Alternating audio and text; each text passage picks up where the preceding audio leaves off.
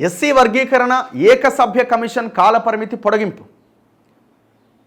SC వర్గీకరణ విషయంలో already ఆ ఏకసభ్య కమిషన్ చైర్మన్గా వ్యవహరించిన జస్టిస్ షమీమ్ అఖ్తర్ గారి పదవీ కాలం ఆయనకిచ్చిన సమయం కొంత అటు ఇటుగానే నివేదిక ఇచ్చిండు. ఆ నివేదికకి అసెంబ్లీ ఆమోదం కూడా తెలిపింది. ఆమోదం తెలిపిన తర్వాత మళ్ళీ కాలపరిమితిని పొడిగించారు. మరి దేనికోసం? ఇప్పుడు మందకృష్ణ మాదిగ గారు కానీ ఇంకా ఇప్పుడు జరిగినటువంటి వర్గీకరణ మీద కొన్ని అభ్యంతరాలు వ్యక్తం చేస్తూ వాళ్ళు స్వాగతిస్తూనే కొన్ని డిమాండ్స్ ముందు పెట్టారు. వాళ్ళు పెట్టిన డిమాండ్స్ ఏంటి?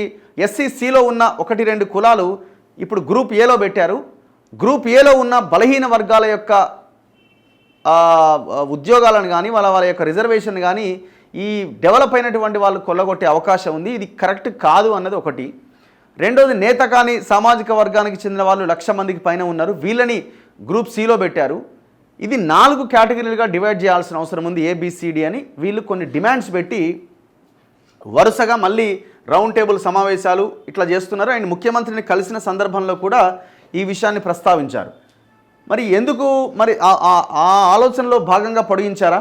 ఎస్సీ వర్గీకరణ ఏకసభ్య కమిషన్ కాల పరిమితి మార్చి 10వ తేదీ వరకు పొడిగింపు. రాష్ట్రంలో ఎస్సీ వర్గీకరణపై ఏర్పాటైన ఏకసభ్య commission chairman justice Shamim Akhtar పదవీ కాలాన్ని మార్చి 10వ తేదీ వరకు పొడిగిస్తూ మంగళవారం రాష్ట్ర ప్రభుత్వం ఉత్తర్వులు జారీ చేసింది. గతంలో జనవరి 11 నుంచి ఫిబ్రవరి 10 వరకు మొదటి దఫా పదవీ కాలాన్ని పొడిగించారు. కమిషన్ ఎస్సీ రిజర్వేషన్ల వర్గీకరణపైన ఇటీవల నివేదిక సమర్పించింది. దీన్ని మంత్రిమండలి ఆమోదించి శాసనసభలో చర్చించి చట్టబద్ధత కల్పిస్తామని ప్రకటించింది. పలువురు ఎస్సీ వర్గీకరణపైన పునఃపరిశీలన చేయాలంటూ సీఎంకు విన్నవించారు. ఈ నేపథ్యంలో కమిషన్ కాలపరిమితిని మరోసారి పొడిగిస్తూ ఎస్సీ వర్గీకరణపైన సమగ్ర అధ్యయనం చేసి నివేదికను సమర్పించాలని ప్రభుత్వం సూచించింది. సో ఏం చేసిందట అంటే దీని మీద కొంతమంది ఇప్పుడు చెప్పిన మందకృష్ణ మాదిగ గారు కానీ ఇంకొంతమంది బేసిక్గా మెయిన్ ఆయనే దీన్ని పునఃపరిశీలించాలి అని ఆయన ముందు పెట్టడం జరిగింది. ఈ నేపథ్యంలో కమిషన్ కాలపరిమితిని మరోసారి పొడిగిస్తూ ఎస్సీ వర్గీకరణ పైన సమగ్ర అధ్యయనం చేసి నివేదిక ఇవ్వాలని ప్రభుత్వం సూచించిందట. అంటే దీంట్లో మార్పులు చేర్పులు ఏమైనా ఉండే అవకాశం ఉందా అన్నది ఇక్కడ మనకు కనబడతా ఉన్నది, చూడాలి మరి.